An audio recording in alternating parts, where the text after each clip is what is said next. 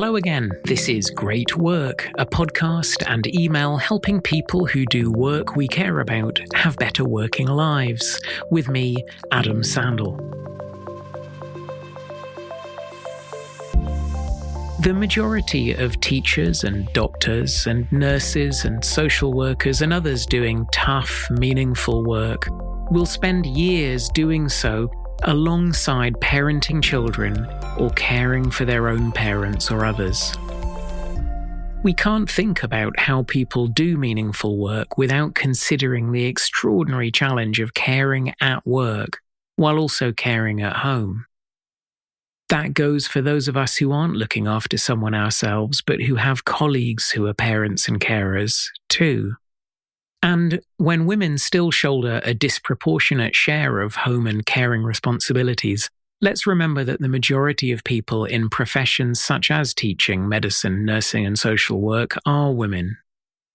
No surprise that recent US research shows that women face a markedly higher risk of poor work-life integration and of burnout than do men. Nor that the work-life integration thing's especially bad for women in my line of work, medicine. This should matter to all of us, not to mention the many good dad colleagues I've had who've struggled to balance work with family responsibilities.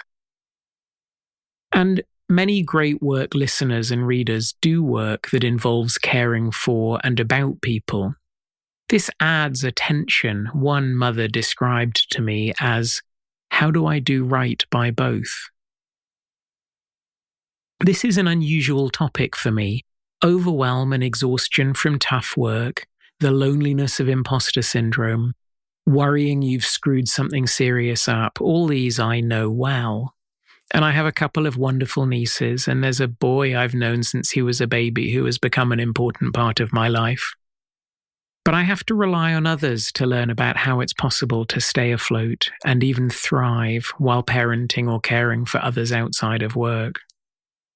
So I've spent time the last few months trying to learn more about how parents and carers do it, reading about it, studying the research, and asking generous parents and others doing tough jobs while caring for a parent to talk to me about what's worked for them. And I'm hoping that, if this is a topic you know more about than I do, you'll consider responding with your own thoughts about this, with your suggestions and ideas. I'm probably not going to tell any parents anything new here, but you might. So here are some of the ideas that have kept coming up in conversations with parents and other carers.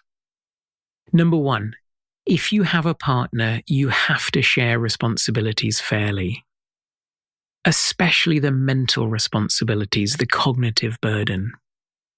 Pretty much every partnered parent who's discussed this with me has said that the support of their co-parent is critical.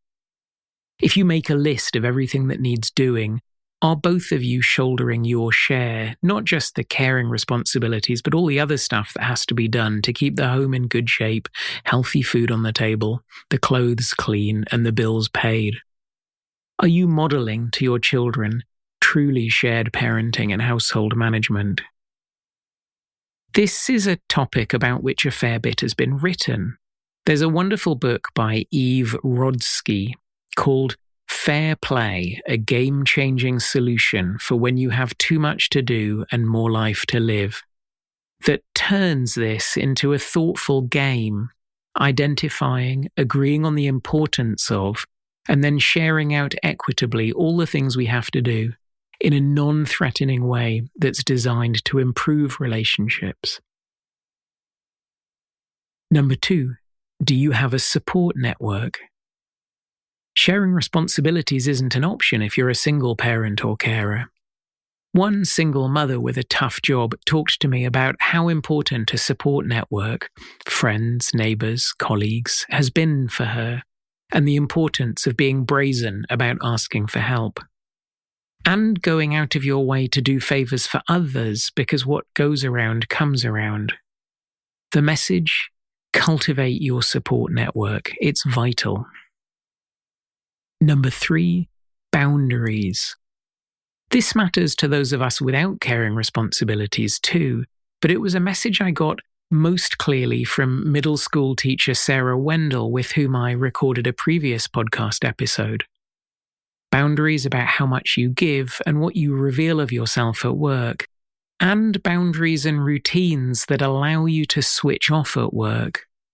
Sarah has an unwinding routine after she leaves school before picking up the kids and becoming a mother again. And she has rules about leaving her computer at work and not checking work email in the evening, so she's able to be undistracted with her family. Number 4, how you organize your time.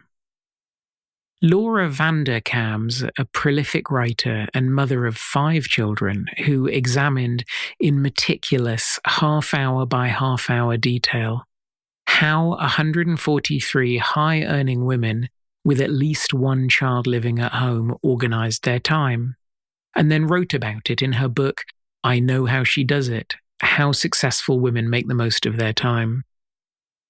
Now, her subject's earnings are well above the income of many who do the most meaningful work, but much of what she found may be helpful to anyone with caring responsibilities. One of the themes was a lot of intentional time management with plenty of flexibility, thinking not just about how days fit together, but also weeks. If there are going to be a few days in the week when mothers aren't going to see so much of their children, they compensated for that elsewhere in the week. And many worked what Vanderkam calls split shifts, working during the day, then a chunk of time with the children, then a bit more work later at night. Split shifts are familiar to many great work listeners, I know. Another great point from I Know How She Does It was that having too many routines can be counterproductive. For example, those who kept on top of the housework every day ended up doing more of it. And as several parents with tough jobs have emphasized to me, you have to lower your standards for things that don't, at the end of the day, matter all that much. Number 5, having breaks. One strategy critical to several who shared their wisdom with me has been planning time off every so often with the children, going away somewhere, even just for a few days, so you can spend time together away from responsibilities, work, and organized kid activities. I heard this a number of times, easier to organize than a big vacation, and maybe just as important. And number 6, part-time work. For many people with caring responsibilities, this is unavoidable and often welcome. But can you afford it? Vanderkam makes the point that part-time work typically involves a pay cut. Yet, people who work part-time often end up working the same hours, taking into account evenings and weekends, as someone without caring responsibilities who's working more traditional hours. So, do you work somewhere where instead of, or as well as, taking a pay cut to go part-time, you could have more flexibility with your working hours? Or have your work measured not by your hours, but by what you get done? One working mother who'd requested flexibility and initially been told no, pointed out the importance of knowing your rights. Where she was working, this turned out to be something to which, as a parent, she was entitled. I've been disarmed by how grateful the parents and carers whom I've asked about this have been by my wanting to understand it better. Clearly, we should all be talking about this more. If you're a parent or have other caring responsibilities, I'm in awe of you, and I'd love to know what's been most important to making it work. As would other great work readers. In the podcast notes, you'll find the link to the written version of this episode. You can comment, or if you get it as an email, just reply and it'll come straight to me. Or email me at adam@adamsandel.com. That's adamsandel.com. There's also a chat function on Substack, which hosts great work, where you could comment and see what others have said. Again, I'll try to put a link to this episode's chat in the podcast notes. I'd love to get your perspective, and of course, I wouldn't use anything you tell me without your permission. Could you help me out? I've been getting fantastic feedback about the Great Work book from early readers, but it won't get published unless I can show that people are interested in this stuff. It makes more of a difference than you may realize if you're able to click on like for this episode, if you're listening somewhere where you can do that, or like the written version. And if you find anything useful here, the biggest thing you could possibly do is share it with others and encourage people to sign up.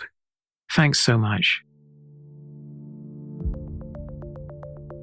That's it for this time. Thanks to Bren Russell for his skillful editing, and a big thanks to you for being part of this great work project. If you're listening on a podcast app or YouTube, you can also sign up for the emails at www.adamsandel.com. That way the podcasts land straight in your inbox with a version you can read if you prefer. And that's the link to share if you know anyone else who might be interested. Thank you so much for listening.